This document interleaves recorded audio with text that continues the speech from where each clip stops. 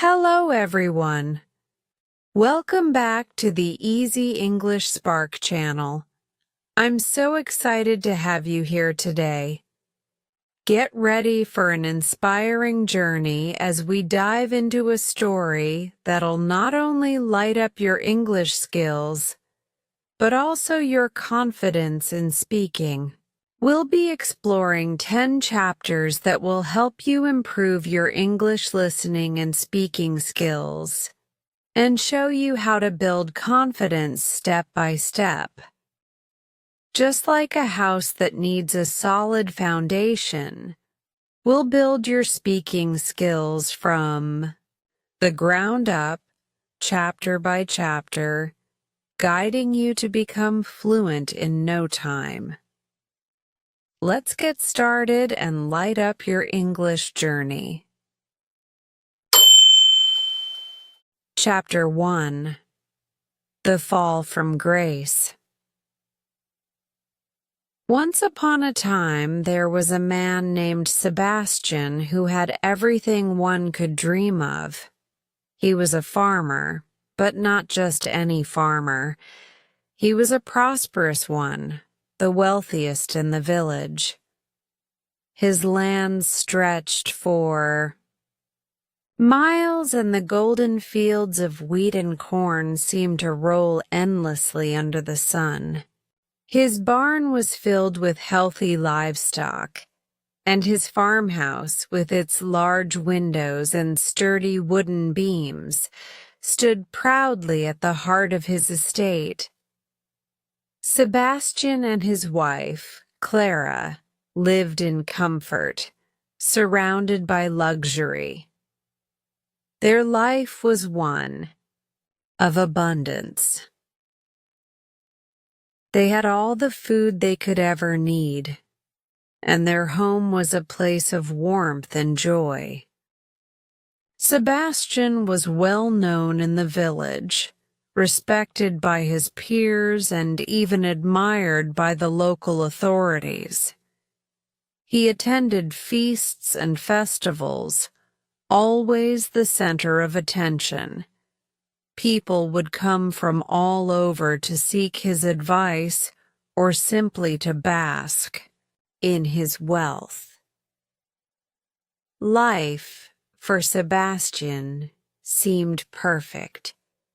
But despite all the wealth, there was a flaw in Sebastian's character, a flaw he couldn't see at the time. He became careless with his money, careless with his time, and, most dangerously careless with his farm. He believed that wealth would always flow freely, that he could enjoy life without considering the consequences.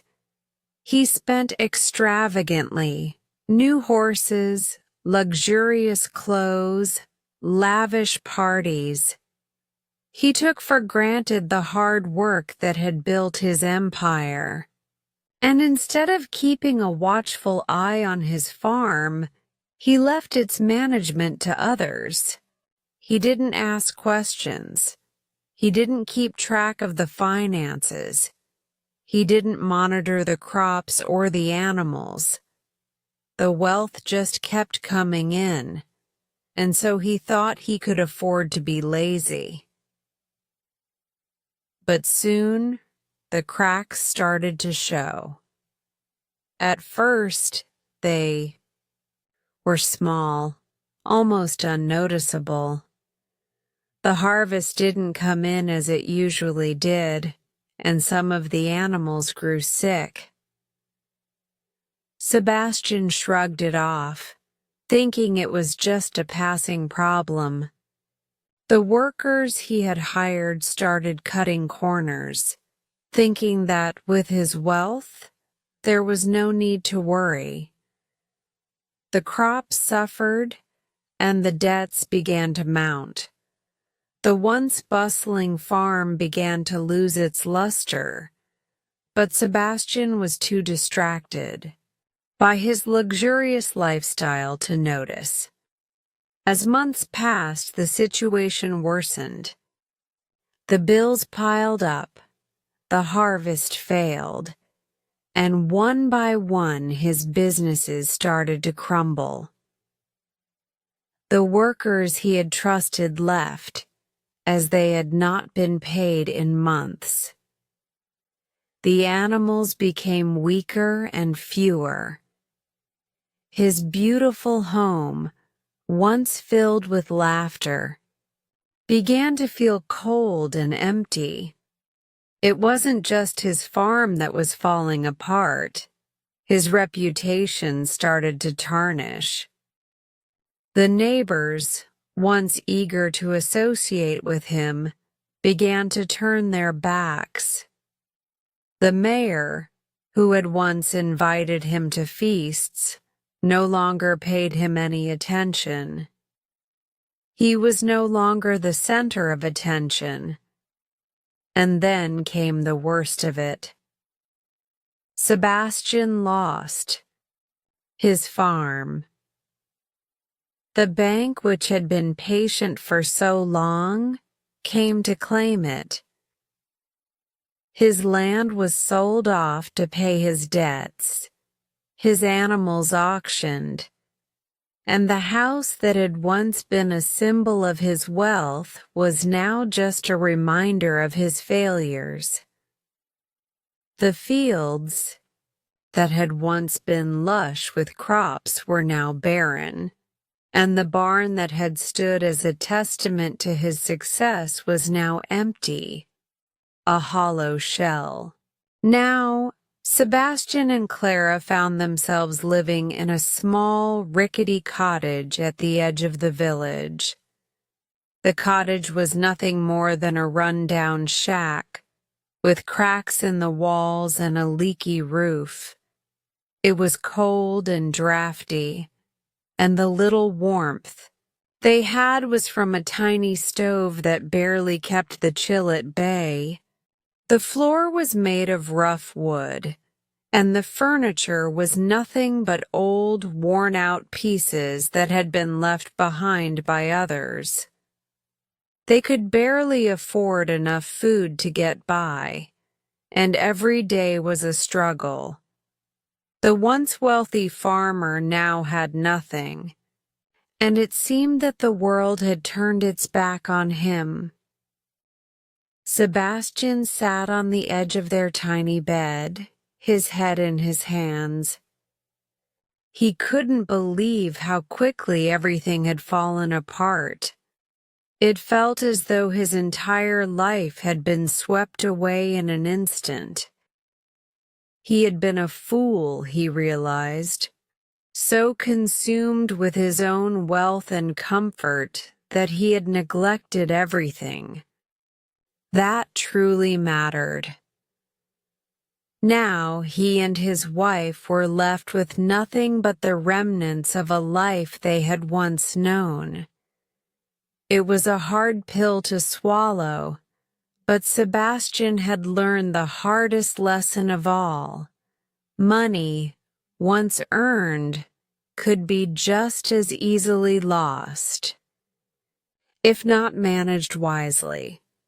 And in that moment, he knew there was no way to turn back time, no way to undo the damage that had been done. He could only look forward, trying to find a way to survive in a world that had suddenly become so much harder. As he sat there, in the dim light of their tiny cottage, Clara sat beside him, her face marked with worry and concern. She, too, had once lived a life of comfort, but now, like her husband, she could see only the bleak future ahead. Their life, which had once been full of promise and joy, now seemed like a distant memory. A memory that would be forever out of reach. And so, their story began anew, not with wealth, but with the cold, hard reality of poverty. They would have to rebuild, starting from nothing. But little did they know, the journey ahead would bring both trials and unexpected miracles, ones that would change their lives forever. Chapter 2: The Dream of a Child. In the quiet solitude of their tiny, humble cottage, Sebastian and Clara found themselves living a life far different from the one they had once known. The walls, thin and cracked, seemed to echo the emptiness of their hearts. Gone were the days of laughter and light, replaced by a constant, suffocating silence. Every day felt like a struggle to make ends meet, each moment consumed with worry about how they would manage the next. But despite the harshness of their new reality, one thing remained constant: their deep, unyielding love for each other. Clara would often sit by the tiny stove, sewing bits of cloth together to make a blanket, while Sebastian would work tirelessly on odd jobs, trying to scrape together enough money for food. Life was harder now, but they had each other.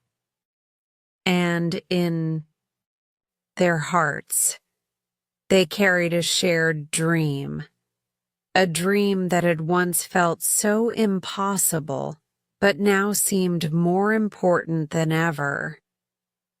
For years, Clara had prayed for a child. She dreamed of the day when she would hold a little one in her arms, when their home would be filled with the sounds of tiny feet running through the halls, when the walls that now seemed so cold and lifeless would be alive with the joy of a child's laughter. It was a dream she had cherished ever since she was young, a dream that had grown with her as she grew, a dream she thought would come true when they were wealthy, when they had everything they could possibly need. But during their years of prosperity, God had never listened to her prayers. Time and again she had prayed for a child, asking for nothing more than the gift of motherhood. But year after year, her prayers seemed to go unanswered.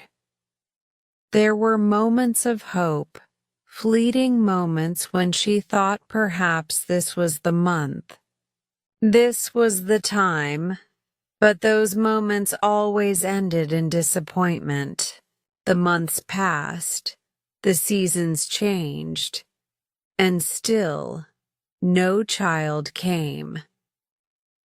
Now, as they sat in their tiny cottage, poor and without the comforts they had once known, Clara still held on to that dream. She would wake in the middle of the night, her thoughts filled with the same longing, a longing for a child to fill the empty space in their lives.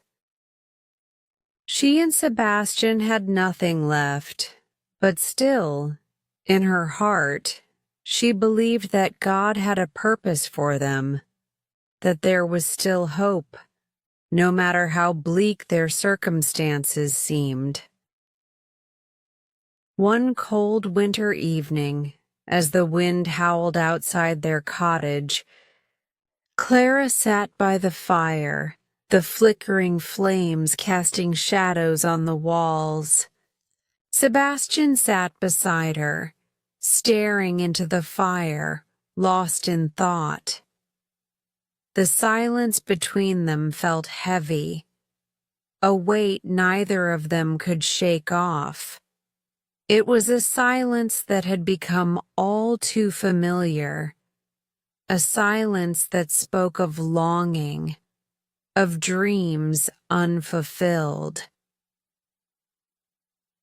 After a long moment, Clara spoke softly, breaking the silence. "Sebastian," she said, her voice barely above a whisper, "do you ever wonder if we'll have a child?" Sebastian turned to her, his face tired but soft with love. He took her hand in his, holding it gently. "I wonder every day, Clara. I've always dreamed of having a family with you, a little one to call our own. But sometimes I think maybe we've lost that chance. Maybe God has decided it's not meant to be." Clara shook her head, her eyes filled with quiet determination. "I can't believe that. I can't believe that we've been left without a child, without that gift. It's the one thing I've wanted more than anything." Sebastian sighed deeply, his hand still holding hers. "I know, love. I know. It's the one thing I've prayed for too. But look at us now. We have nothing left." Clara looked down at their worn-out clothes and the cold stone floor beneath. Their feet. She thought about the way their little house had once been full of laughter and warmth, how the future had seemed bright and full of promise. But now, everything was different. And yet, despite everything, she still held on to that dream. "Maybe," Clara whispered, "maybe God has a plan for us. Maybe we're meant to have a child now when we need it the most. When everything seems so dark, maybe He's sending us a light." Sebastian looked at her, his eyes full of both love and doubt. "Do you really believe that, Clara? That after everything, we could still have that blessing?" She nodded slowly, her face calm but filled with hope. "I do. I have to believe it. We may be poor now, but that doesn't mean our dreams are gone. A child could bring us joy again, Sebastian. A child could bring us hope." That night, as they lay in their small bed, Clara held on to her dream more tightly than ever. She didn't know how it would happen, but she believed, deep in her heart, that somehow God would answer her prayers. She could feel the warmth of the hope inside her, a warmth that had been missing for so long. In the weeks that followed, life remained difficult, but something inside Clara began to change. Despite the harsh winter, despite the cold winds and the biting chill, she began to believe that a miracle might be on the horizon. And just when she thought she couldn't bear the weight of her longing any longer, something unexpected happened. One morning, as Clara woke from a fitful sleep, she realized something was different. She felt it in the pit of her stomach, an unmistakable feeling, a spark of hope that had lain dormant for so long. It was a feeling she had prayed for, the feeling that perhaps, just perhaps, she was about to receive the greatest gift of all. With a racing heart, she turned to Sebastian and said the words she had longed to say for years. "Sebastian, I think we're going to have a child." And just like that, a new chapter in their lives began. A chapter filled with the promise of hope, of love, and of the dream that had finally come true. Chapter 3. The Search for a Godparent. As the days passed and Clara's belly grew with the promise of new life, the small cottage that had once been so silent and cold began to hum with a new energy. Sebastian and Clara still didn't have much. Nothing. More than the basics to get by. But the excitement of expecting a child brought them a new sense of purpose. They would no longer be just two souls trying to survive. They would soon be a family.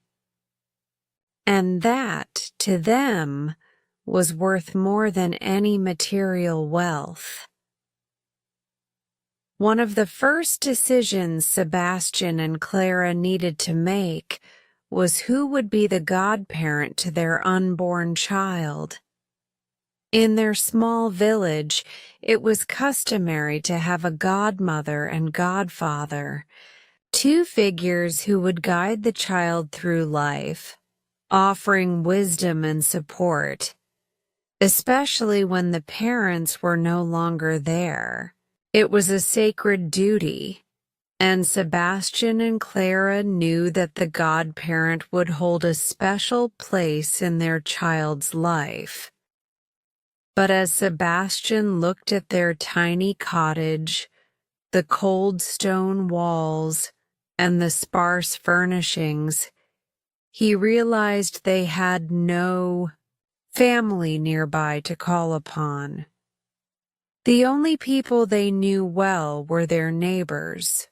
Most of them were struggling just as much as they were, and none of them had the means to take on such a responsibility. Clara, ever the optimist, was determined. "We have to find someone, Sebastian. We can't raise this child without help. We need someone who will guide her, love her, and help us when we can't do it all alone.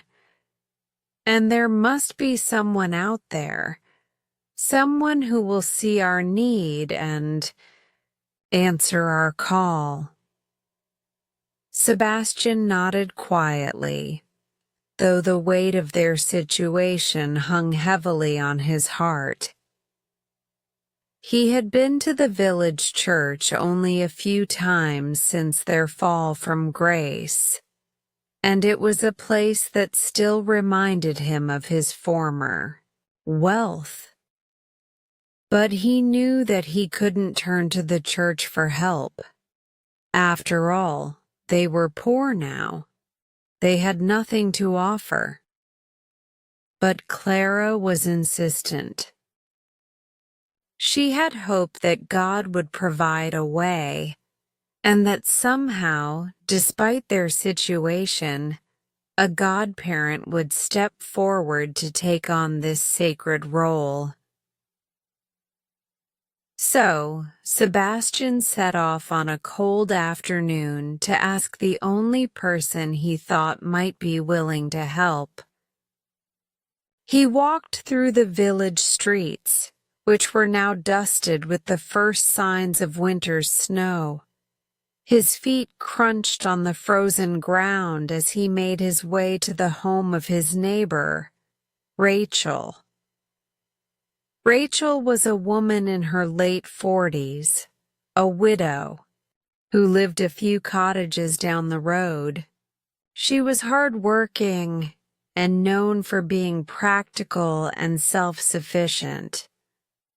Sebastian had always respected her, though they had never been close friends.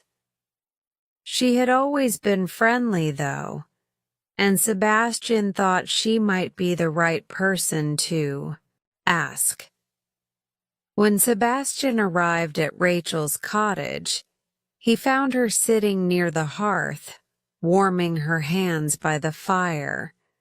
The smell of stew simmering in a pot filled the small space, and she looked up when she heard his knock. "Ah, Sebastian, it's been a while." "What brings you here?" Rachel asked, her voice kind but cautious, as though sensing the heaviness in Sebastian's step. Sebastian hesitated for a moment, unsure how to bring up such a sensitive topic. But he knew he had no choice. He had to ask.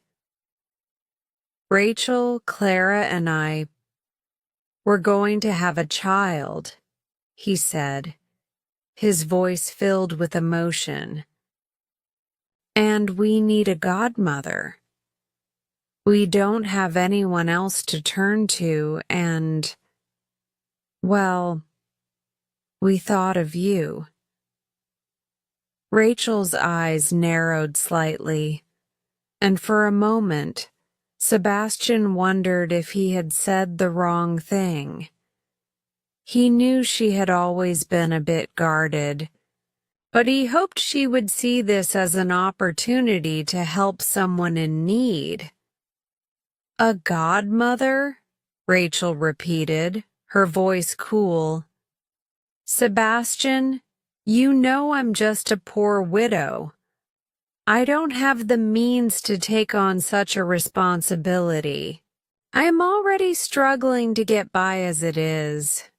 What could I possibly offer to your child?" Sebastian felt a pang of disappointment in his chest.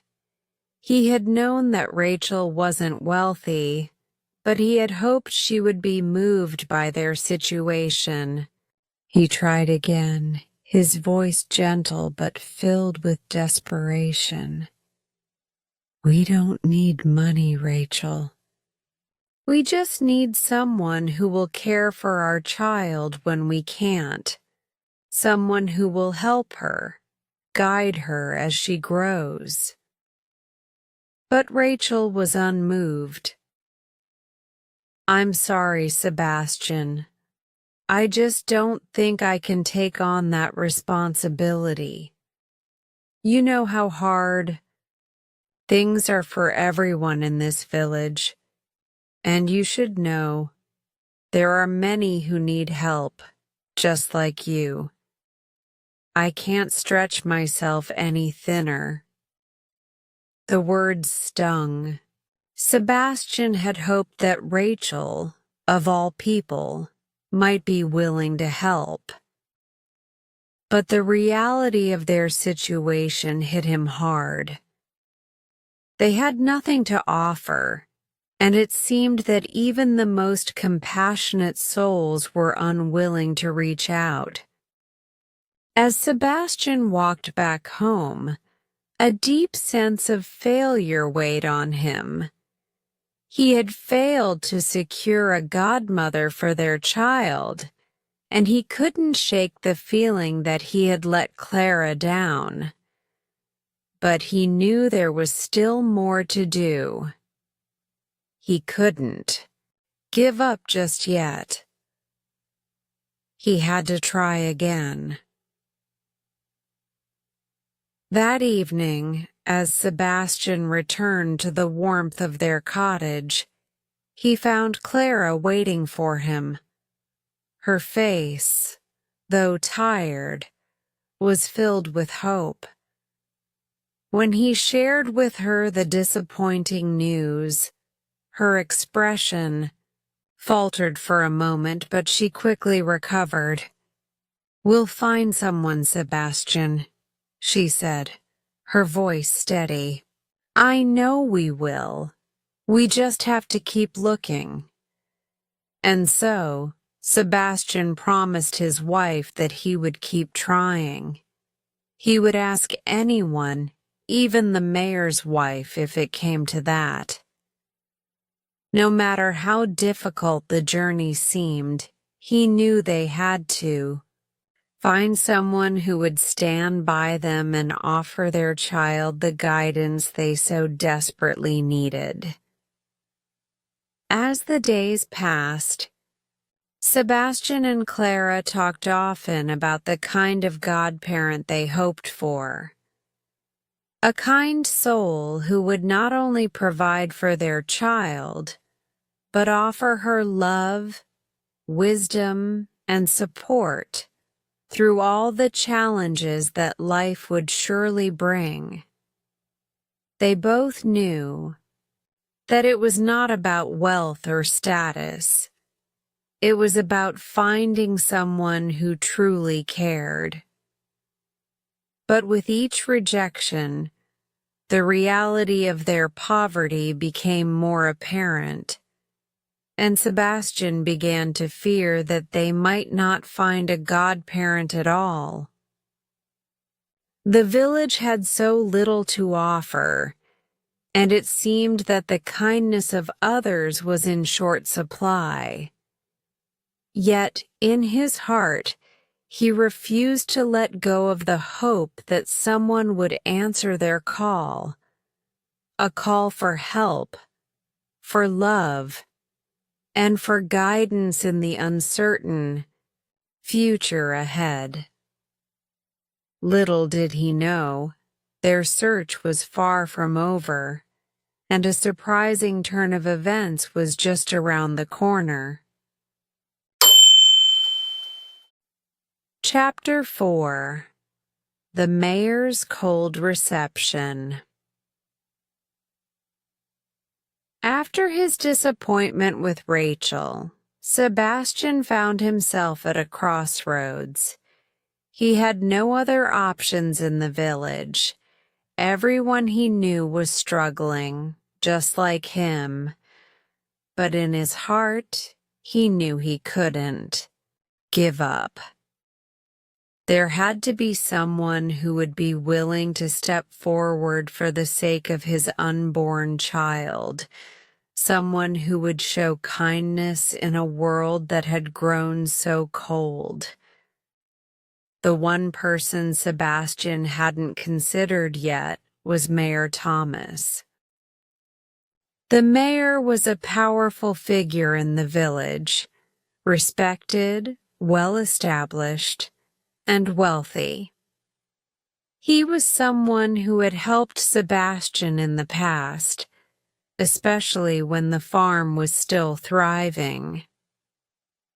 During those days of abundance, the mayor had been a guest at Sebastian's lavish feasts, and they had shared many discussions over wine and food. But now, with nothing left to offer, Sebastian felt unsure whether the mayor would even acknowledge him, let alone agree to help. But as the days passed and the baby's arrival drew nearer, Sebastian knew he had to try. If no one else would help, then perhaps Mayor Thomas would. He was, after all, the most influential person in the village. Even if his wealth and position had made him distant, there had to be a way to appeal to his sense of duty.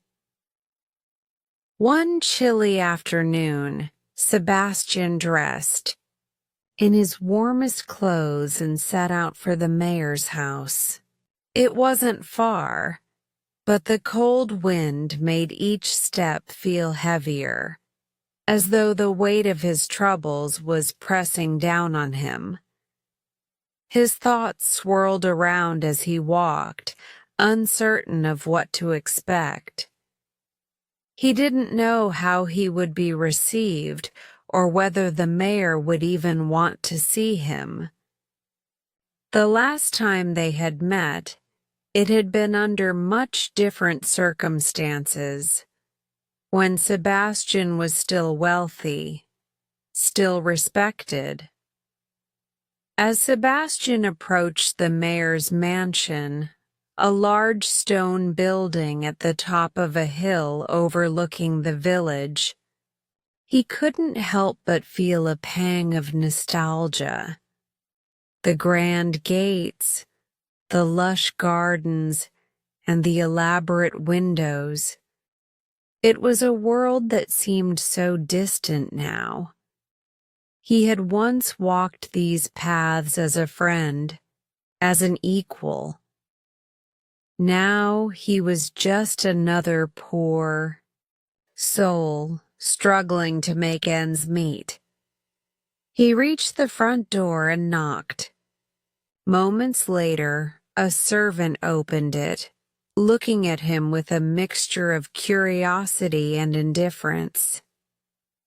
"Can I help you?" the servant asked, eyeing Sebastian cautiously. "I need to speak with the mayor," Sebastian replied, his voice firm but respectful. "It's urgent." The servant hesitated for a moment but eventually stepped aside, allowing Sebastian to enter. He was led through the grand foyer with its high ceilings and marble floors until they reached a study at the back of the house. The servant knocked on the door and opened it just a crack, announcing Sebastian's arrival. "Come in," came the booming voice of Mayor Thomas, and Sebastian stepped into the room. The mayor was seated at his desk, papers scattered in front of him. His face was serious, his brow furrowed in concentration. When he saw Sebastian, a flicker of recognition crossed his features, but it was quickly replaced by a cool neutrality. He motioned for Sebastian to sit. "Sebastian, what brings you here?" the mayor asked, his tone polite but distant. Sebastian took a deep breath, steeling himself for the conversation ahead. He hadn't spoken to the mayor in quite some time, not since their lives had taken such different paths. As he sat down, he struggled to find the right words, unsure of how to frame his request. The mayor had always been generous in the past, but now with their roles reversed, Sebastian feared the worst. "I come to you today with a humble request," Sebastian began. "My wife, Clara, and I are expecting a child, and we are in need of a godmother for our daughter." The mayor raised an eyebrow, his expression unreadable. Sebastian continued, his voice filled with quiet desperation. "We don't have much left, as you know, but we want our child to have someone who will guide her, someone who will look out for her if something were to happen to us. We have no family to turn to, and so I ask you, would you consider taking on the responsibility of being her godmother? The room fell silent for a moment as the mayor leaned back in his chair, his fingers steepling together. His gaze was cold, calculating, as if weighing Sebastian's request. Finally, he spoke. "You ask for much, Sebastian," the mayor said, his voice steady but lacking warmth. "I am a busy man. My duties to the village and my family take precedence. And, as you can see, the village is not exactly in a state of prosperity these days." Sebastian nodded, understanding the mayor's point. The village had been struggling for months, and many families, including the mayor's, had been hit hard by the economic downturn. But Sebastian didn't want to give up. He pushed on, pleading, "Understand, sir, but I don't ask for money or any grand gesture. I only ask for your support, for your kindness. We need someone to stand with us in this, to help guide our daughter through life when we can no longer do so." The mayor's face tightened, and Sebastian saw a flicker of something in his eyes, a hint of annoyance perhaps, or a weariness born of his own struggles. Sebastian continued to speak, hoping to stir some compassion in the man who had once been a friend. "I know I've lost everything," he said, his voice growing softer. "I know I've made mistakes, but I'm asking you, Mayor Thomas, as a man who once knew me, will you not help us in this time of need? Will you not stand by my daughter as her godmother?" The mayor's response was swift and cutting. "Why should I, Sebastian?" he asked, his voice cold now. "Why should I take on such a responsibility for someone who has nothing to offer me? In your days of wealth, you never needed my help. You had everything you wanted. Now that you've fallen, from grace you expect me to come to your aid?" Sebastian was taken aback by the harshness of the words. He hadn't expected this kind of cold reception. The mayor had always been courteous, even friendly, when they were both at the height of their success. But now, it seemed, his fall from grace had soured their relationship. The mayor's face hardened as he continued. "There are others in the village who are struggling as much as you. I cannot, nor will I, take on this burden for a poor man like you. What good would it do?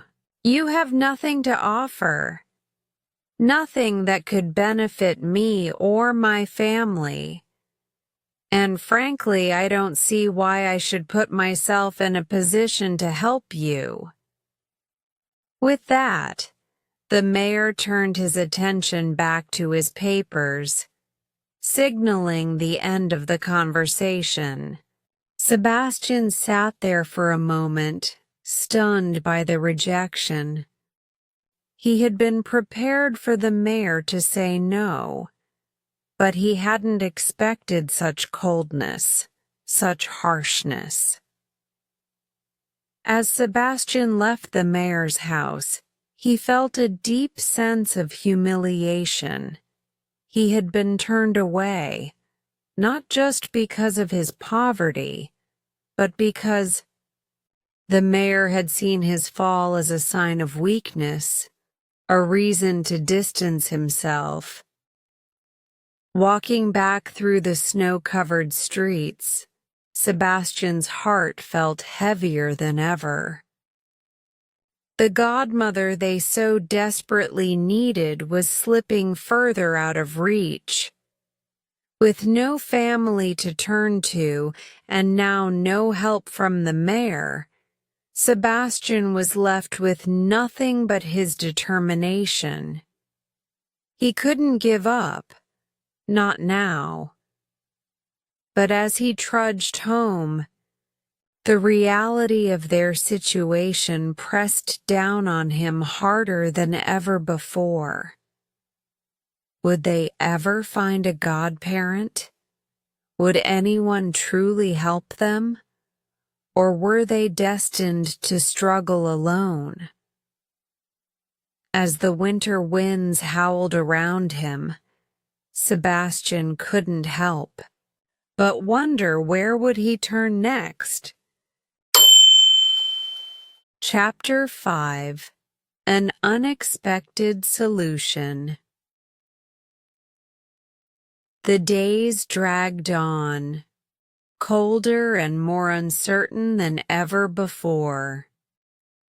Every morning Sebastian awoke to the sound of wind howling outside their small cottage, the cold creeping in through the cracks in the walls, biting at their already weary souls.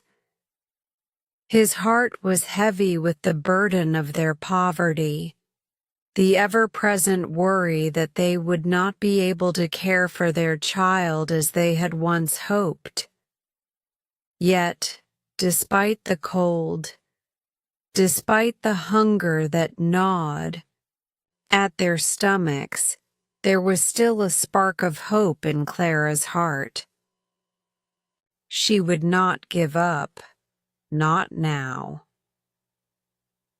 As Sebastian walked into the cottage one evening after yet another long, fruitless search for a godparent, he found Clara sitting by the fire, stitching together old scraps of cloth to make a blanket for their baby. Her hands worked with steady precision, but her eyes were filled with worry. She had asked him every day whether he had found anyone willing to help, and every day he had to tell her no.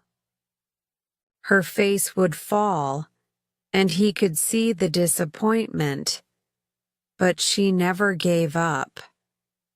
She never stopped hoping. That night, as the fire crackled in the hearth and the shadows danced on the walls, Clara spoke quietly, breaking the silence that had settled between them. "Sebastian, I've been thinking," she said softly, not looking up from her work. "Maybe we've been looking in the wrong place.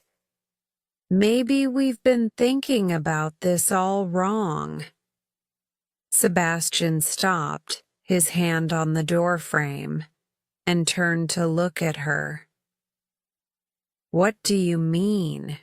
She paused, placing the needle down and looking up at him. Her eyes were filled with a quiet determination that he hadn't seen in a while. "I mean, perhaps we've been looking for a godmother the wrong way.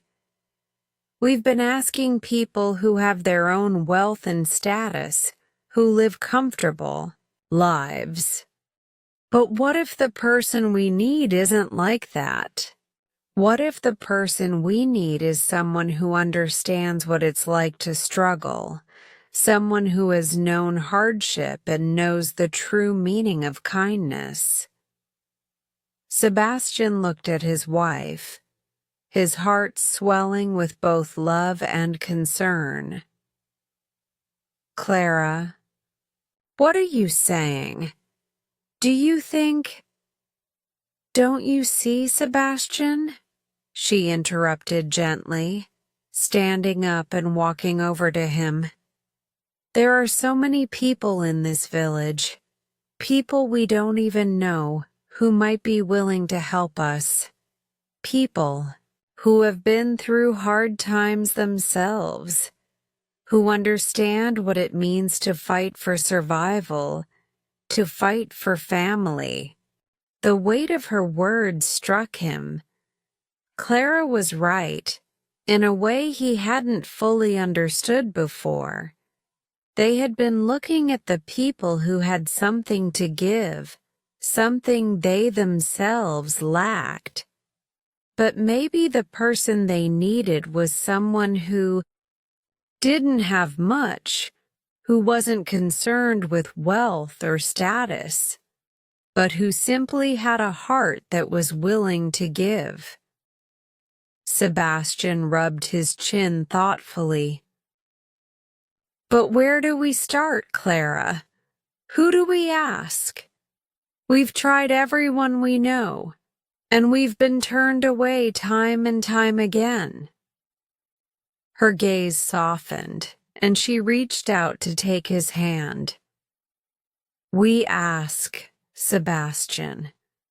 We ask everyone, even if it feels like a long shot, even if it seems like no one will help us. We just have to keep asking. We can't give up. And who knows? Maybe the right person will come along when we least expect it. The idea struck Sebastian like a flash of light. He thought back to all the times he had passed by the poor, struggling families in the village, families that had no land, no livestock, barely enough to survive. They were the ones who lived in cottages like theirs, tucked away on the outskirts of town, hidden from the eyes of the wealthy. He had never really thought of them as people who could offer anything to him, but Clara was right. They understood hardship. They understood sacrifice. And they might understand the most important thing of all, what it meant to offer help when there was nothing to gain. Without another word, Sebastian kissed his wife on the forehead and left the cottage. It was late, the village streets lit only by the flickering light of distant lamps. The cold air bit at his face as he walked, but the fire of determination burned inside him. He didn't know who he was looking for or where to find them, but he knew he had to try. He walked through the village, past the square where once grand festivals had been held, where laughter and music had filled the air. Now it was empty. The streets seemed quiet, almost abandoned. As he walked, he passed by familiar homes, large houses, stone buildings, places where the rich lived. He passed by the mayor's house, and his thoughts flickered briefly to the cold reception he had received just days before. But he didn't dwell on it. He had to move forward. It wasn't until he reached the edge of the village, where the homes became smaller, simpler, that he felt a shift in the air. He could see smoke rising from the chimneys of cottages that were weathered and worn, just like his own. These were the homes of the people who had never known anything other than struggle. These were the people who lived in the shadows of the grand houses, the ones who had no wealth to offer, but had hearts full of love and understanding. Sebastian stopped at one such cottage. Its door cracked open just enough for him to hear the sound of a woman humming softly inside.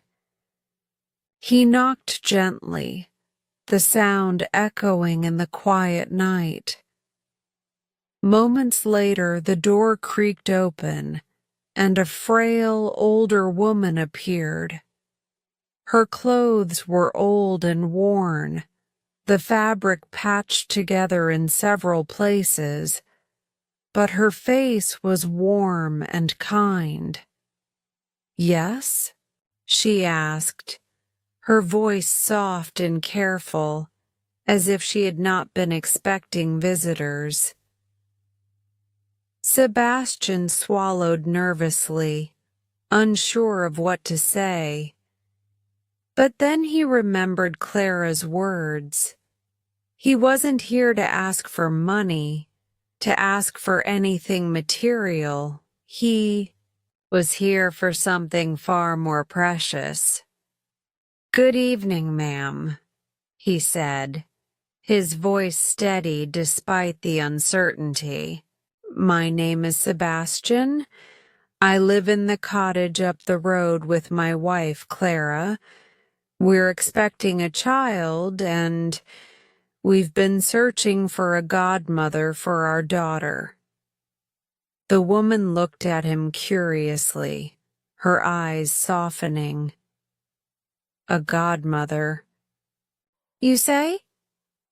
"Yes," Sebastian continued, his heart pounding in his chest. "We don't have much, as you can see. But we want our child to have someone who will care for her, who will guide her through life, and we thought perhaps you, ma'am, might be willing to be her godmother." There was a long pause, and Sebastian wondered if he had asked too much. But then the woman smiled. A warm, genuine smile that lit up her wrinkled face. "I don't have much to give, Sebastian, but I've lived a long life, and I know the importance of family and kindness," she said. "It would be an honor to be your child's godmother. I'll help however I can." For a moment, Sebastian was speechless. He had not expected such a quick, kind response. He had come here unsure, uncertain of what he might find. But this woman, this stranger, had offered him more than he could have hoped for. In her heart, she had seen their need and answered with a kindness that had been missing from so many others. "Thank you," he whispered, tears welling in his eyes. "Thank you so much." With that, they walked together to the church, where Sebastian's heart swelled with hope. He had found the answer they had been searching for, the unexpected solution to their prayers. And as they walked, he knew that this woman, this stranger, had changed their lives in a way he could never fully express. They had found their godmother, and with her, hope had returned. Chapter 6. The Mysterious Stranger. The cold winter winds howled through the village, biting at the skin and carrying with it the promise of more snow. Sebastian had never felt more helpless in his life. He had spent countless days walking the streets, asking everyone he could find for help, but one by one, his requests had been met with rejection. The mayor had turned him away. Rachel had refused, and now he was left with nothing, save the quiet hope in his heart that somehow they would find a way. As the days passed, Sebastian began to feel the weight of their situation more heavily. He had asked for a godmother for their unborn child, a person to stand by their daughter's side as a guiding figure through life. But it seemed that no one in the village was willing to help. He had once been surrounded by people who respected him, who sought his advice and friendship. Now, as he walked through the same village streets, he was just another poor man, trying to get by, struggling to survive. One evening, after yet another visit to a neighbor who had turned him away, Sebastian walked slowly back toward his cottage. The snow crunched beneath his boots, and his breath formed small clouds in the crisp air. He was exhausted, his body aching from the long days of walking, the weight of disappointment heavy in his chest. As he walked, he found his mind wandering to thoughts of his wife, Clara, and their unborn child. How much longer would they have? To wait for a miracle? How much longer would they have to struggle before someone stepped forward to help them? It was during this walk, as he neared the outskirts of the village, that he saw something that made him pause. At the far end of the road, he noticed a figure slowly making their way toward him. The figure was small, hunched, and dressed in tattered clothes, moving with a slow, deliberate pace. The person seemed to be struggling against the cold, but there was a certain grace in their movement, as if they were not entirely concerned by the harshness of the winter night. As Sebastian got closer, he could see more clearly. The person was an older woman, her face wrinkled with age, and her eyes, though aged, were sharp, filled with a quiet intelligence. Her clothes were worn, the fabric frayed at the edges, and her shoes were nothing more than thin leather, worn down by years of use. Her hair was pulled back tightly, and her hands were wrapped in an old shawl. Despite her frailty, there was something about her presence that seemed to emanate strength, as though she had endured more hardship in her life than most could ever imagine. Sebastian felt an odd pull in his chest as he watched her approach. There was something about her that intrigued him, something that stirred a sense of familiarity, though he was sure he had never seen her before. He was about to pass by, lost in his own thoughts, when the woman stopped and looked up at him. Her eyes met his, and for a brief moment, the world seemed to stand still. "Good evening, young man," she said softly, her voice carrying a certain warmth despite the harshness of the winter air. "You look troubled." Sebastian was taken, aback by the woman's words. It wasn't every day that a stranger noticed the sorrow in his heart. He had grown so used to hiding his struggles, burying them beneath a mask of pride, that it startled him to hear someone speak of it so openly. I suppose I am," he replied, his voice low. "It's just that things have been hard lately. My wife and we're expecting a child, but we have no one to help us.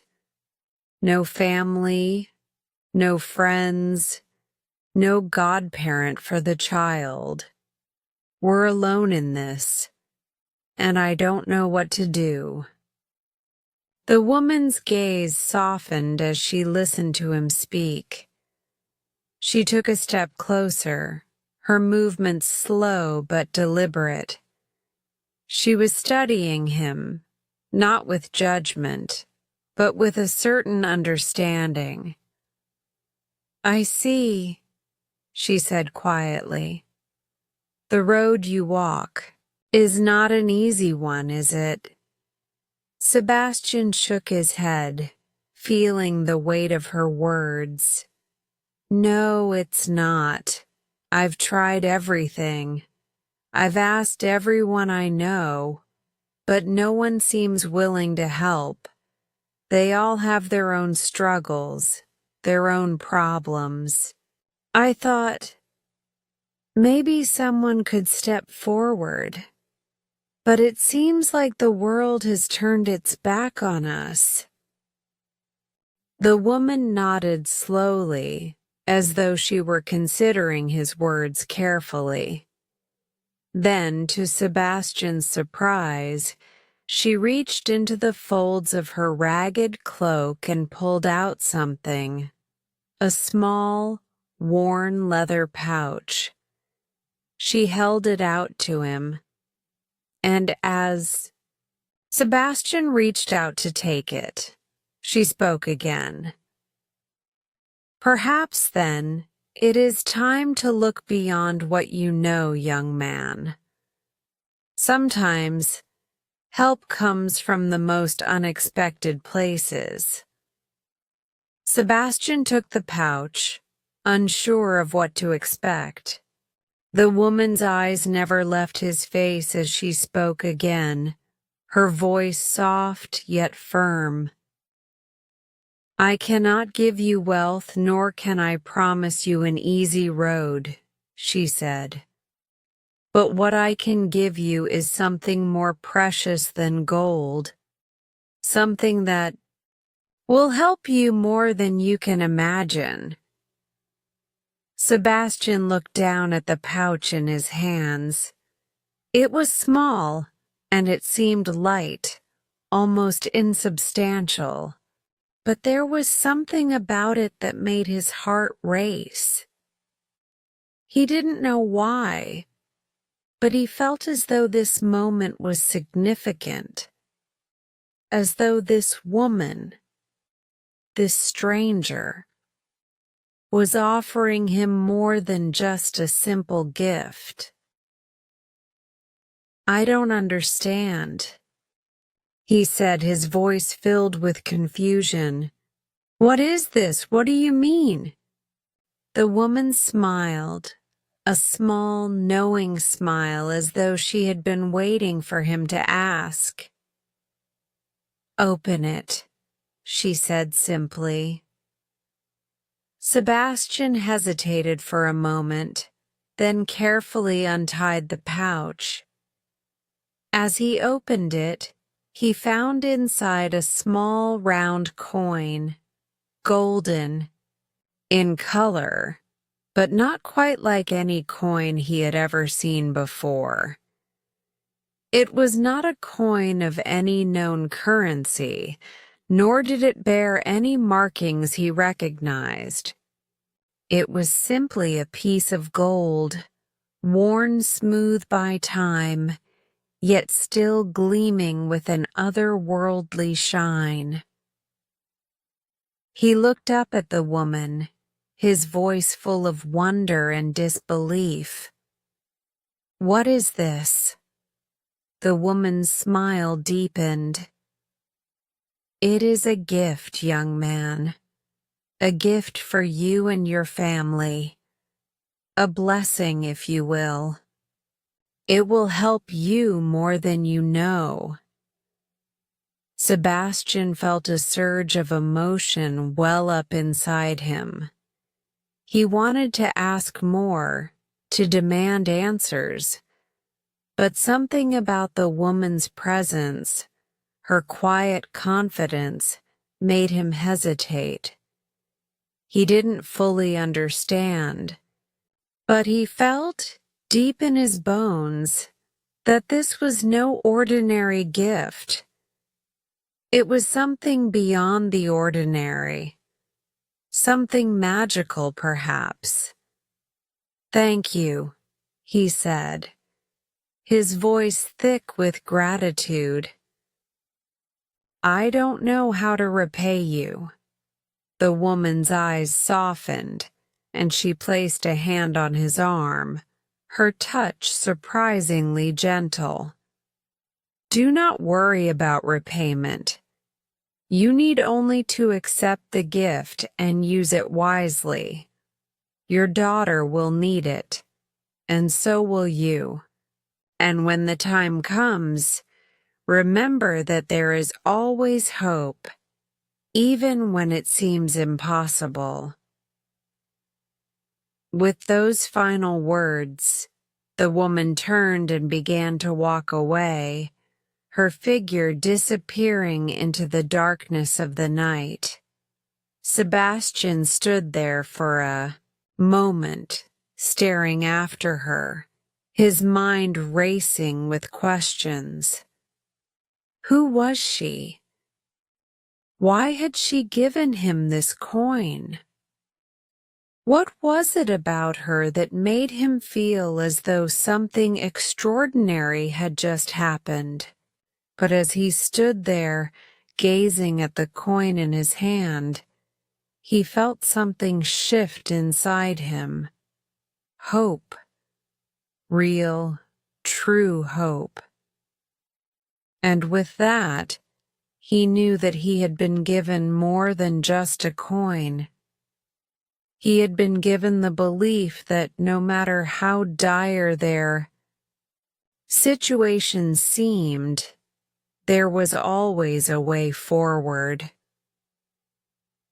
With a new sense of purpose, he turned and began to walk home, the coin clutched tightly in his hand. He didn't know what the future held, but he knew one thing for certain. This mysterious stranger had changed everything, and somehow he believed that they would find their way out of the darkness together. Chapter 7. The Blessing of a Miracle. The cold wind howled through the village as Sebastian walked back to the cottage, his breath visible in the air, the small golden coin clenched tightly in his hand. His mind raced with 1,000 questions. But one thing was clear. What had just happened felt nothing short of miraculous. The mysterious woman, with her quiet wisdom and unexpected gift, had given him more than he could ever have hoped for. As he made his way home, he couldn't help but feel a sense of anticipation building within him. Something in his heart told him that things were about to change, though he didn't yet understand how. The village was still and quiet, the streets empty except for a few villagers hurrying home from the day's work, their faces drawn with the exhaustion of their own struggles. But for Sebastian, the world around him seemed different now. It was as though the very air had shifted, and the weight of the hardship he had been carrying for so long had lightened, even if just a little. When he reached his cottage, Clara was waiting by the fire as she often was in the evenings. She looked up as the door opened, her tired eyes softening when she saw Sebastian enter. "How was it?" she asked gently, her voice tinged with the usual concern that had become a constant companion in these hard times.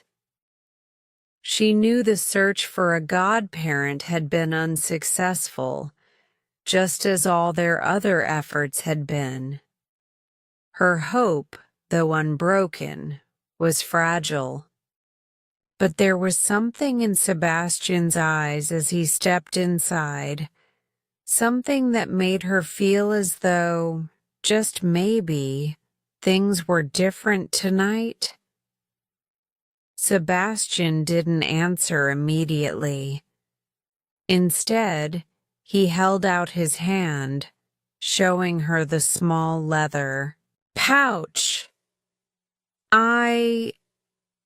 I found someone, Clara," he said, his voice full of wonder. Someone who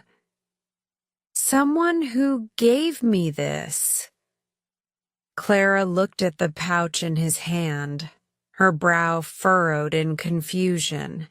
She had no idea who he could have met, who would have offered help after the countless refusals they had faced. But Sebastian's expression held a quiet certainty that made her pause. He seemed almost changed, as if something profound had happened, something she couldn't yet understand. "What is it?" Clara asked softly. With a slow and deliberate motion, Sebastian opened the pouch, revealing the small golden coin inside. He placed it carefully in Clara's hand, watching as her eyes widened in disbelief. "A coin?" she asked, her voice full of confusion. "But where did this come from? It's not like anything we've seen before." Sebastian took a deep breath, sitting down beside her. "It came from someone I met on the road, someone I never expected to cross paths with. She's an older woman, frail and worn, yet there's something about her that I can't explain. She gave me this coin, said it would help us, help our child." Clara looked at him, her heart heavy with uncertainty, but also a glimmer of hope. "Do you think it's—" "I don't know," Sebastian said, his voice tinged with awe. "But I feel that it's something important. There's a power in this coin, something beyond just its value." Clara held the coin in her palm, turning it over gently, feeling its weight and smoothness. There was something inexplicably comforting about it, though it didn't make any logical sense. She had never believed in such things. Miracles, blessings, or signs from beyond. But in that moment, as she stared at the coin, something inside her stirred. Perhaps, just perhaps, there was more to life than what they could see and touch. Maybe this was the sign they had been waiting for. Later that night, after the fire had died down and the two of them lay in bed, Clara still couldn't shake the feeling of unease and excitement that had settled in her heart. The coin was tucked safely beneath her pillow, and she could feel its presence like a quiet pulse, a reminder that something had shifted, that their luck might be changing.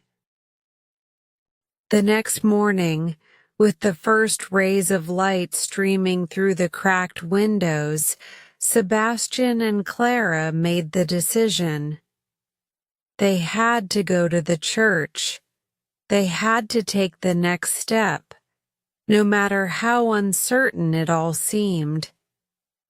Clara dressed quickly, her hands shaking with the anticipation of what was to come. Sebastian, though hesitant, knew it was the right thing to do. They were going to christen their child, and they would do it now. No more waiting, no more hoping for someone else to offer their help. When they arrived at the church, it was quiet, as always. The stone walls of the building were thick, the doors heavy, and the smell of incense lingered in the air. The priest, an elderly man who had known Sebastian from his days of wealth, looked up as they entered. His face was lined with age, and he greeted them with a nod, though there was a certain weariness in his eyes that spoke of the difficult times. "Good morning," the priest said, his voice deep and gravelly. "What brings you here today?" Sebastian hesitated for a moment. He hadn't prepared himself for this conversation. He wasn't sure how to explain what had happened or how to ask for what they needed. But Clara spoke first, her voice steady and calm. "We're here to christen our daughter," she said, placing her hand gently on her rounded belly. "We don't have much, but we have this." She pulled out the small golden coin and held it up for the priest to see. The priest's eyes narrowed as he looked at the coin. It wasn't a coin he recognized, nor was it like anything he had ever seen before. But there was something about it, something that made him pause. "Where did you find this?" the priest asked, his voice tinged with curiosity. "We were given it by a woman," Sebastian said quietly. "She told us it was a blessing, something that would help us, guide us. And now we want to offer our child to God, with the hope that she will be protected and cared for." The priest studied them for a moment, his eyes flickering between the couple and the coin. Then, as if coming to a decision, he nodded slowly. "Very well," he said. "If this is truly what you desire, then I will prepare for the christening. Come, follow me." The ceremony that followed was unlike anything Sebastian and Clara had ever expected. As the priest performed the rites, the air seemed to hum with an energy that neither of them could explain. The small chapel, filled with the soft flicker of candles, seemed alive with something beyond the ordinary. The priest's voice echoed through the hall, but it was as though it wasn't just his voice. They could feel the presence of something greater in the room. As Clara held their daughter in her arms, the warmth of the moment enveloped her, and for the first time in a long while, she felt peace. When it was done, the priest turned to them, a look of quiet reverence on his face. "Your child is now christened, and she will be blessed by God. May she grow strong and wise, and may this coin, this gift, guide her through her life." Sebastian and Clara stood together, holding their daughter tightly, feeling the weight of the moment, the profound significance of what had just happened. They had come to the church with little more than a hope, a prayer, and a strange coin, given to them by a mysterious stranger. But now they left with something far more precious, something beyond anything they could have ever expected. They left with the belief that they were no longer alone in their struggle. They had found their way back to hope. As they walked home, Clara held their daughter close, a gentle smile on her face. The future was still uncertain, still full of challenges, but for the first time in a long while, Sebastian and Clara felt like they were on the right path. The coin that had once been just a gift now felt like a symbol of something greater. It was a reminder that even in the darkest times, there was always light, a blessing, a miracle, waiting to be discovered. And with that, they knew they were not alone. They had their daughter, their love, and now the blessing of a miracle to guide them forward. Chapter 8: A Gift Beyond Measure. The days following the christening of their daughter Mariska were filled with a quiet, unspoken sense of relief. Sebastian and Clara had not only received the blessing of a godmother for their child, but had also found something more, a renewed sense of hope. Their hearts, which had once felt heavy under the weight of their struggles, now began to feel lighter.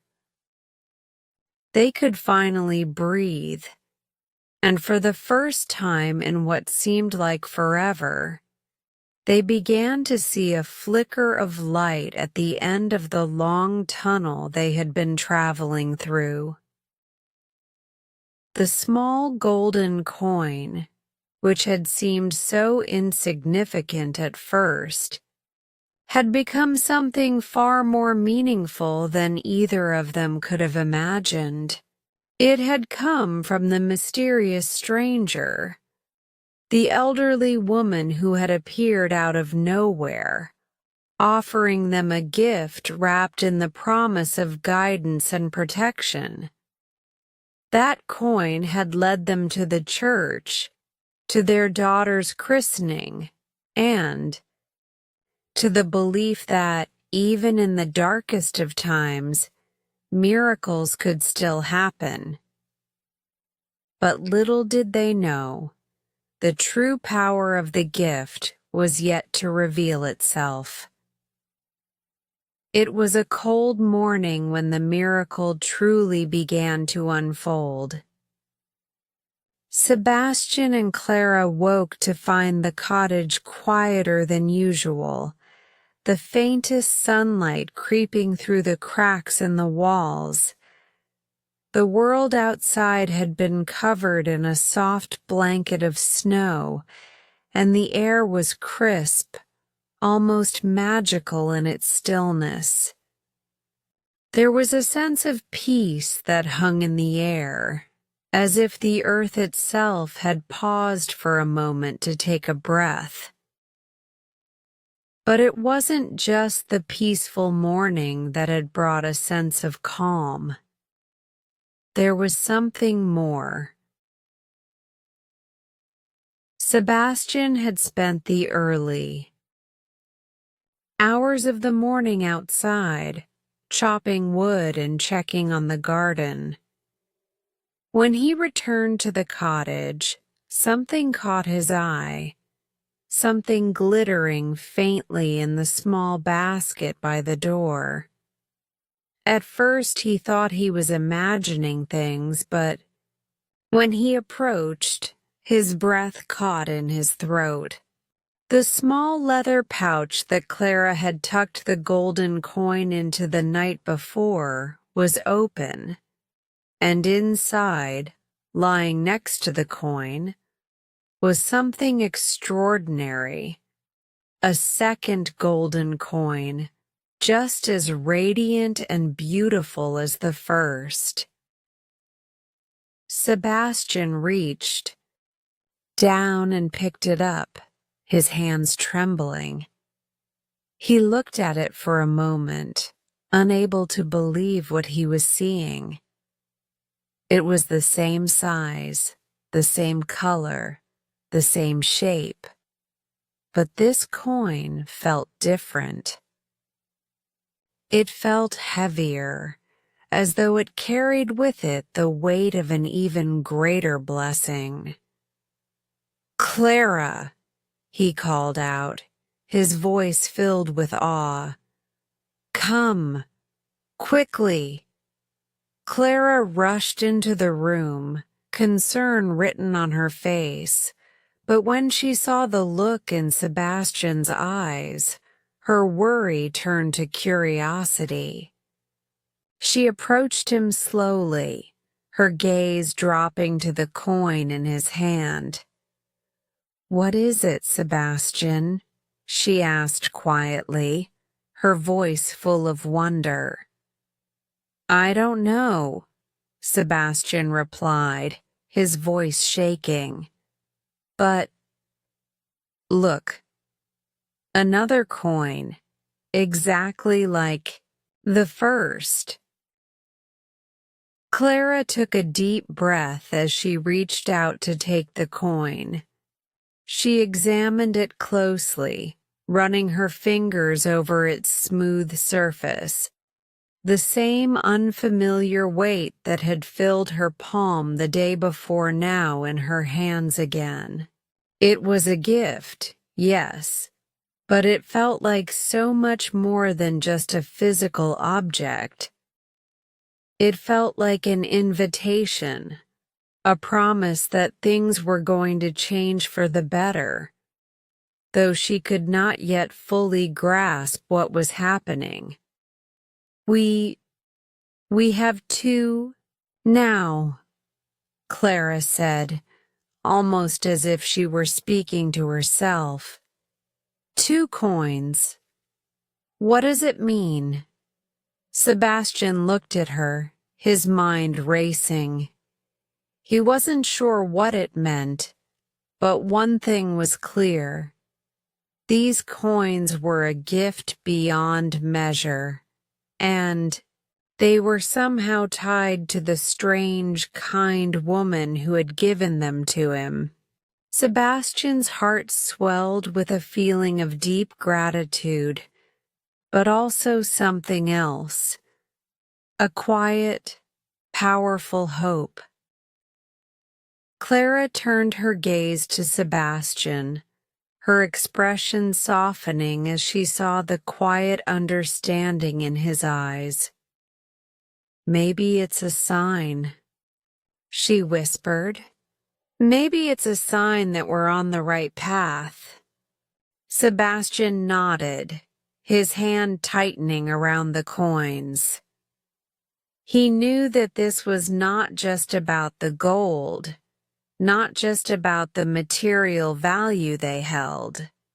No, these coins were symbols of something much greater, something intangible that could not be touched or seen, but only felt deep in the heart.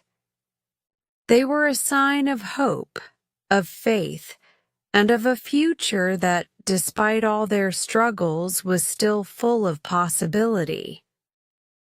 Later that day, Sebastian and Clara made the decision to take the coins to the village's old blacksmith, an elderly man named Hugo, who had worked for years forging tools, weapons, and other metal objects for the people of the village. Hugo had been a friend of Sebastian's father, and though they had not spoken much since their fall from grace, Sebastian trusted him. If anyone could shed light on the coins, it would be Hugo. They walked together to the blacksmith's shop, the chill of the air seeping into their bones. But the warmth from the fire in Hugo's workshop soon enveloped them as they entered. Hugo, a stoic man with thick gray eyebrows, looked up from his work as they entered, his hands still stained with soot from his forge. "Well, well," he said, his voice gruff but warm. "It's been a while, Sebastian. What brings you here today?" Sebastian stepped forward, holding out the 2 golden coins. "Hugo, I need your help," he said, his voice quiet but urgent. "These coins, they were given to me by a woman I met on the road. I don't know what they are, but they feel important." Hugo eyed the coins carefully, his brow furrowing. As he took them in his large, calloused hands, he turned them over slowly, examining their edges and their markings, his experienced eyes scanning every inch of their surface. After a long pause, Hugo looked up at Sebastian and Clara with wide eyes. "I've never seen anything like this in all my years. These aren't ordinary coins, not by any means. They're something special." Sebastian felt his pulse quicken. "What do you mean, Hugo?" the old blacksmith continued. To examine the coins, his face a mixture of awe and disbelief. "These coins, they're ancient. I've seen coins like them in old stories, passed down through generations. They're known as the blessed coins, or sometimes God's gifts in the legends. They're said to be given only in times of great need, when the person receiving them has been chosen for something important. They're a symbol of divine favor, a blessing meant to guide you on a difficult journey." Clara gasped, her eyes wide with shock. Sebastian stood frozen in place, his heart pounding. Could it be? Could these coins, this miraculous gift, truly be what they had hoped for? So you're saying these coins are a blessing? Sebastian asked, his voice barely above a whisper.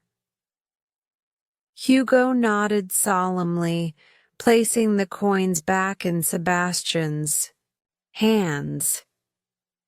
I've heard stories passed down from those who believed in the power of these coins.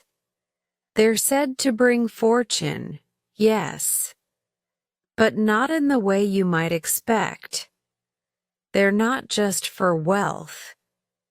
They bring a different kind of wealth, a wealth of the heart, a wealth of blessings and opportunities.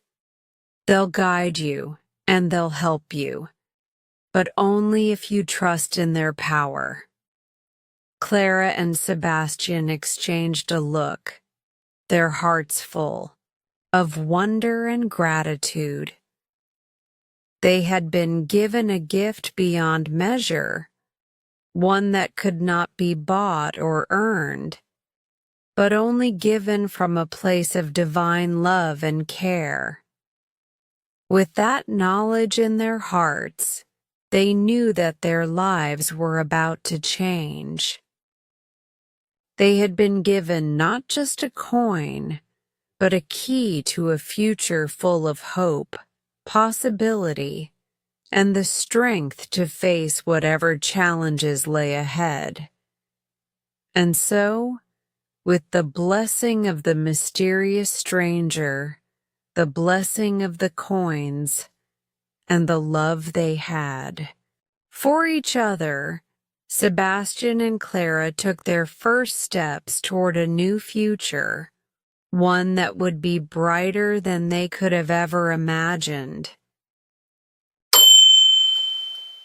Chapter 9. A Sudden Fortune. The days following the discovery of the second coin were filled with a quiet excitement. Sebastian and Clara could feel something stirring deep within them, something they hadn't felt in a long time.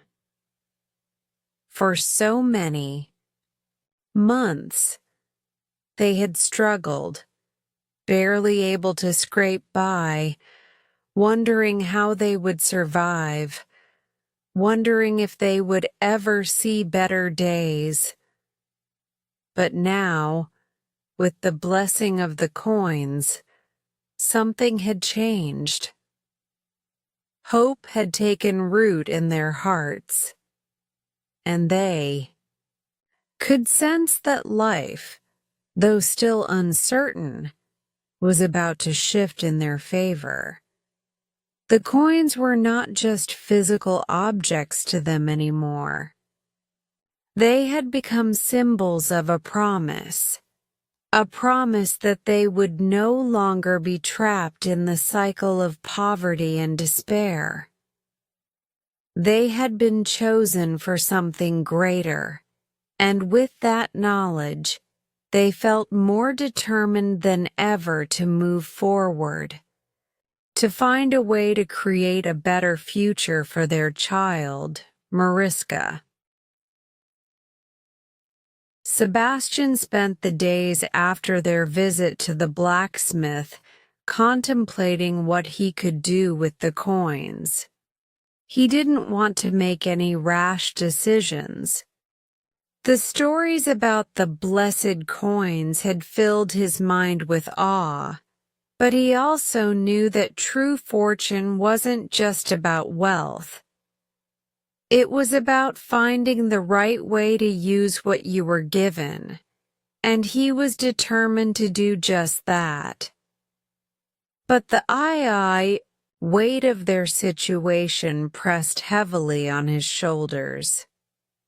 They had no land, no livestock, and no means of earning an income. His odd jobs around the village barely brought in enough to feed them.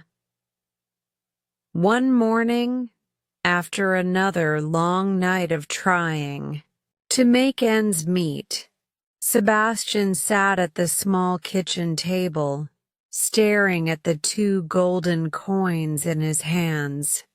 They glowed softly in the morning light, their warmth filling him with a strange sense of peace. But he still didn't know what to do next. Clara walked into the room, carrying their daughter in her arms.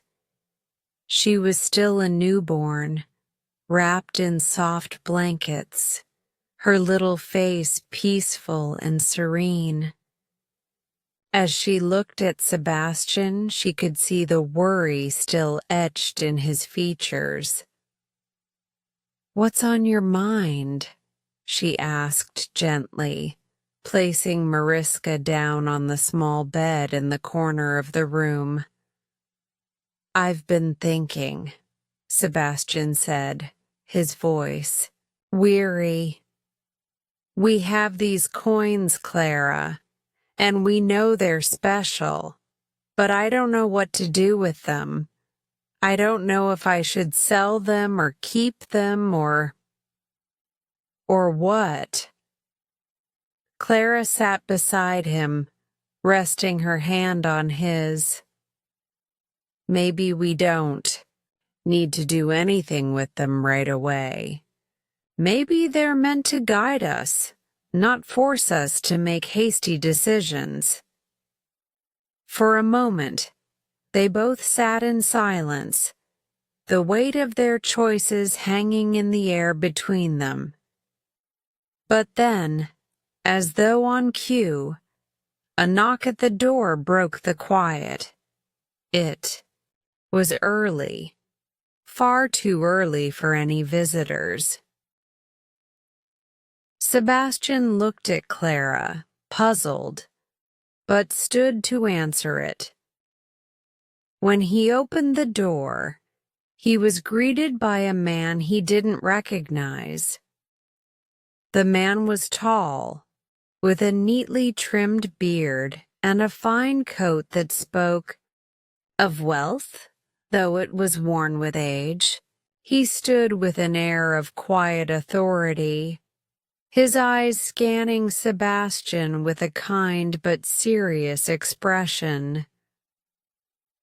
"Good morning," the man said, tipping his hat politely. "I am Marcus, a representative from the mayor's office. I've heard of your situation, and I believe you might be interested in something I have to offer." Sebastian blinked in surprise. The mayor's office? He hadn't spoken to anyone there since his visit to the mayor, and certainly not since he had lost his land. Why would someone from the mayor's office come to see him? He stepped back, allowing the man to enter. "Please, come in," Sebastian said, his voice cautious. Once inside, Marcus looked around the small cottage, his eyes briefly taking in the humble surroundings before returning to Sebastian. He took a seat at the table without waiting to be invited. "First of all," Marcus said, "I want to express my condolences for your recent hardships. I know you've fallen on hard times, and I understand how difficult it must be for you and your wife. But I also know that Mayor Thomas has been following your situation closely. You see, we've been looking for someone who might be in need of a second chance." Sebastian frowned, not understanding. "A second chance? What do you mean?" The man leaned forward, his expression serious but sincere. The mayor has been quietly investing in several projects around the village, trying to restore prosperity to those who have lost everything. Your farm, Sebastian. It was a loss for everyone. But now, the mayor has a proposition for you. Sebastian's heart skipped a beat. A proposition? Was this some kind of charity offer? Was the mayor going to help him rebuild his life after all the harsh words he had received during their last meeting? What kind of proposition? Sebastian asked, his voice thick with uncertainty. Marcus smiled faintly, but there was no warmth in it, just a calculating, businesslike gleam in his eyes. The mayor would like to offer you a chance to buy back your land. The original terms of your debt have been renegotiated, and we believe we can come to an agreement that works for both parties. Of course, we would require a payment to begin the process, but that's where your situation may improve dramatically. Sebastian felt his pulse quicken. Buy back his land? The idea seemed too good to be true. Was it possible? Could the mayor actually offer him a way to reclaim what he had lost? I don't understand, Sebastian said, still unsure. What does the mayor want in return? Marcus's smile grew a little broader, but it still didn't reach his eyes. You see, there's been a change in the way things are done around here. The mayor believes in second chances, but he also believes that those second chances come with certain responsibilities. If you accept his offer, there will be certain expectations, but in exchange, you will be able to reclaim the land you lost, and with it, the opportunity to rebuild your life. For a moment, Sebastian sat in stunned silence. The weight of what the man was saying began to sink in. He could get his farm back. He could actually rebuild his life. But there was a catch, wasn't there? There always was.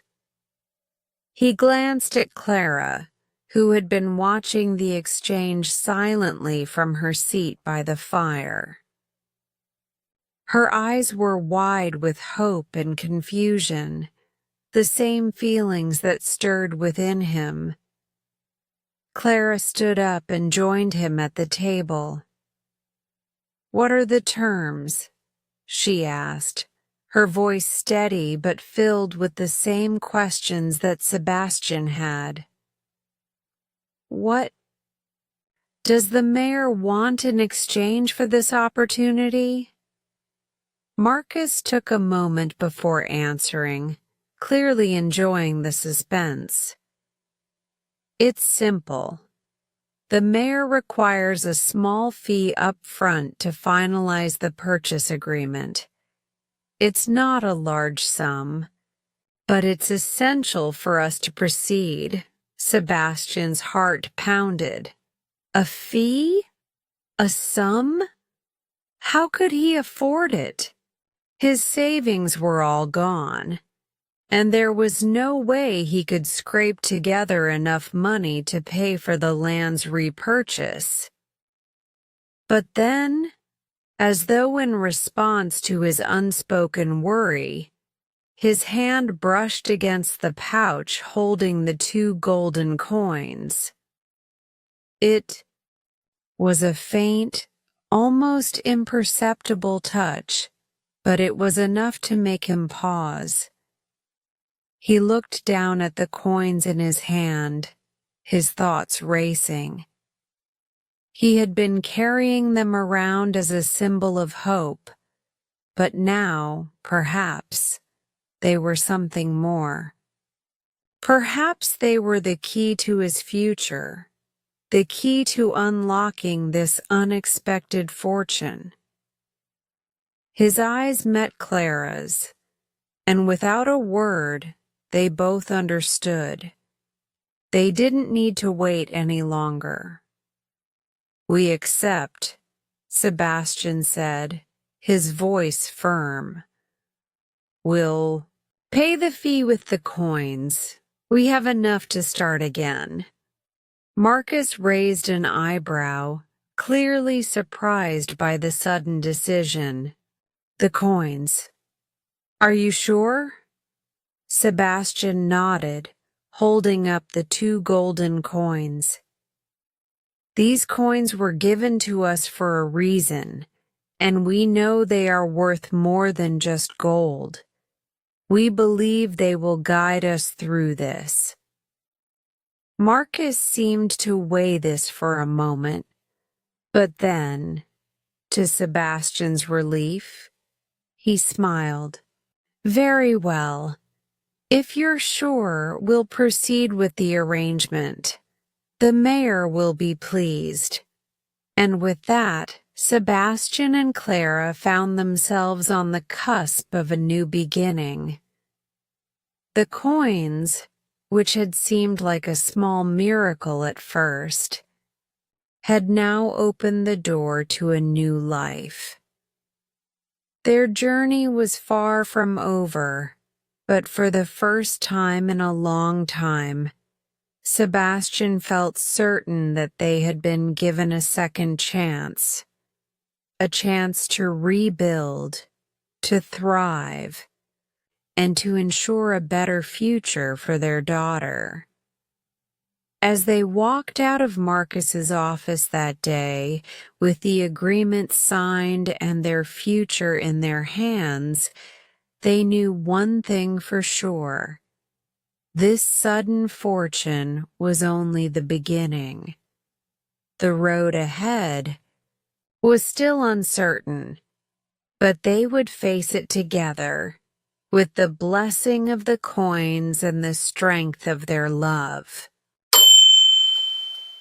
Chapter 10. A New Beginning. The days that followed were a whirlwind of change, each one bringing Sebastian and Clara closer to the future they had always dreamed of, but never thought possible. With the unexpected fortune granted by the coins, and the agreement with the mayor now in place, they began the long process of rebuilding their lives. What had once seemed like an insurmountable mountain of debt and hardship now appeared, for the first time in years, to be something they could overcome. It was early spring when the official transfer of land took place. The air was filled with the scent of fresh earth as the snow slowly melted away, and the first buds of new life began to push through the ground. For Sebastian and Clara, it felt like nature itself was renewing its vows alongside them. Their land, once lost to them, was now theirs again, not just as a symbol of what they had endured, but as a tangible manifestation of their new beginning. When Sebastian first stepped onto the land after the agreement was finalized, he paused at the edge of the field. The earth beneath his boots felt different than it had before. Warmer, more alive. It was as though the soil itself was waiting for him to restore it, to bring it back to the thriving farm it had once been. He could see the faint outline of the barn in the distance, the roof sagging and broken, but still standing tall, a testament to what had been, and what could be again. Clara stood beside him, her hand in his, her expression full of quiet wonder. She looked out over the land, her heart full of hope. She could see the possibilities, the seeds of new life that would take root here, both in the soil and in their hearts. "I can't believe it," Clara whispered, as though she were speaking to the land itself. "We're back, Sebastian. We really are." Sebastian squeezed her hand, his eyes scanning the horizon. "It's not just the land, Clara. It's everything. We've been given a second chance. We've been given the tools to make something new, something better." And so they set to work. They began with the basics.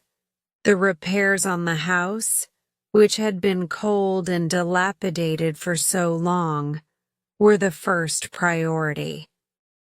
They worked together, clearing away the debris, patching the walls, and fixing the roof. Sebastian and Clara worked tirelessly, their hands calloused and their backs aching. But there was something different now. There was no bitterness in the work, no resentment. There was only the quiet joy of knowing that every nail hammered, every piece of wood placed, was bringing them closer to the life they had dreamed of.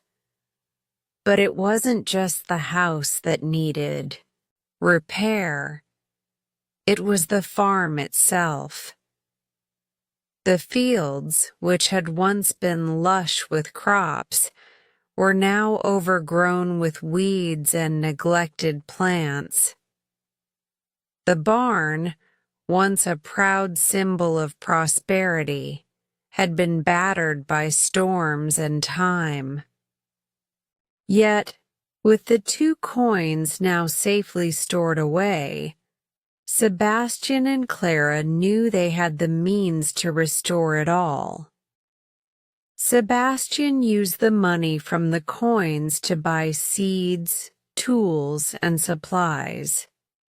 He reached out to his old friends in the village, those who had once worked for him on the farm, and asked for their help in restoring the land to its former glory.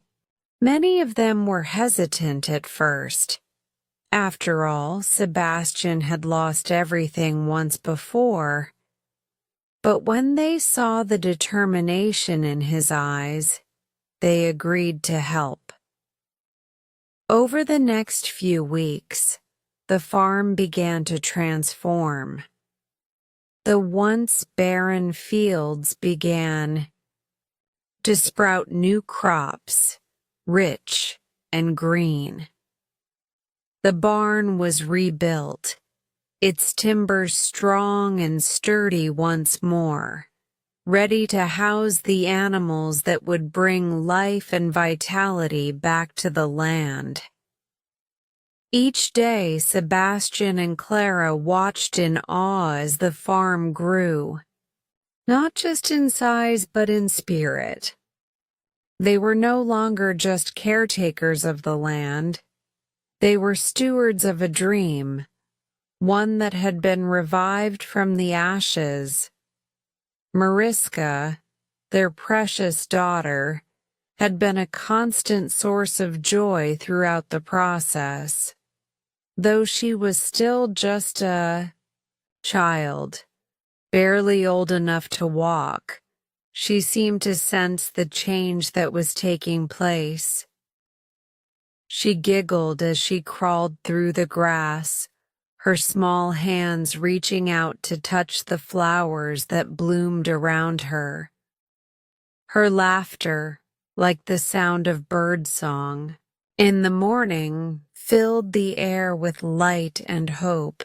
As the farm began to take shape, Sebastian and Clara also turned their attention to the other aspects of their life. The village, though small and quiet, had begun to show signs of revitalization as well. News of Sebastian's success spread quickly, and many of the villagers who had once turned their backs on him now began to visit. Some came to offer congratulations, others to ask for help, but all were met with kindness and generosity. Sebastian had learned a valuable lesson through all his struggles, that wealth was not measured by money or land, but by the strength of the relationships you built and the way you treated others. He did not forget the people who had helped him when he had nothing, and he made sure to pay that kindness forward. It was not long before Sebastian was offering help to the very same people who had once shunned him. He gave food to those who were struggling, offered advice to those who needed it, and welcomed those who had once distanced themselves back into his life. He worked alongside them, side by side, building a community that was stronger, kinder, and more connected than it had ever been before. In the process, he found that true prosperity was not just about what you had, but about what you could give. As the seasons passed, the farm flourished. The once bleak fields were now filled with crops of every kind: wheat, corn, vegetables, and fruit. The barn housed healthy livestock, and Clara tended to the small orchard they had planted.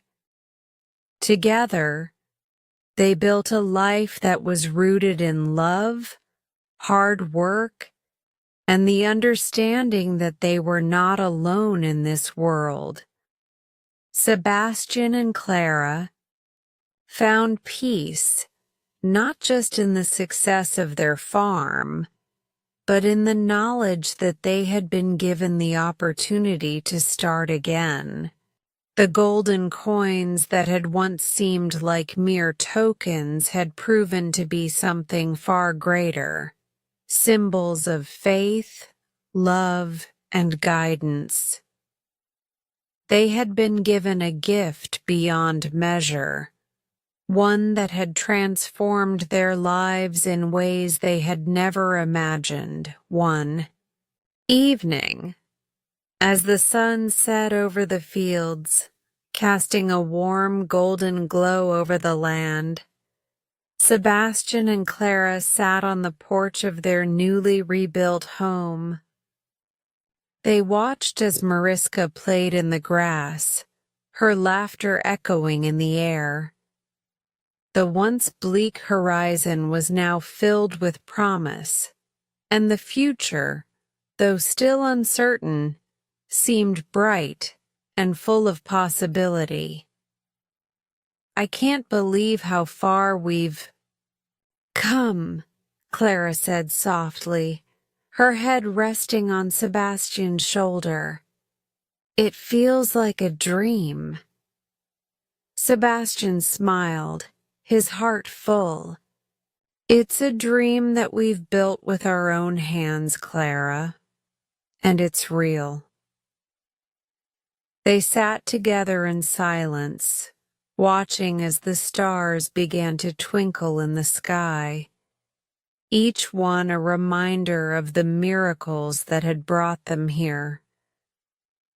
Their journey had been long, and it had been hard, but in the end it had led them to this moment. A new beginning, a new life, and a future filled with hope. As they sat there side by side, Sebastian knew one thing for sure. No matter what challenges lay ahead, they would face them together. They had learned to build not just a farm, but a life, and that life was built on love, hope, and the belief that even in the darkest times, there was always a way forward. This was their new beginning, and it was just the start of something beautiful. Great work today! Every moment you spend practicing brings you closer to mastering your English listening and speaking skills. Remember, progress comes with patience and consistency. If this story inspired you or helped you in your learning journey, don't forget to like, share, and subscribe to Easy English Spark channel for more lessons and stories. Keep listening, keep speaking, and keep believing in your growth. I'll see you in the next video. Take care and keep shining.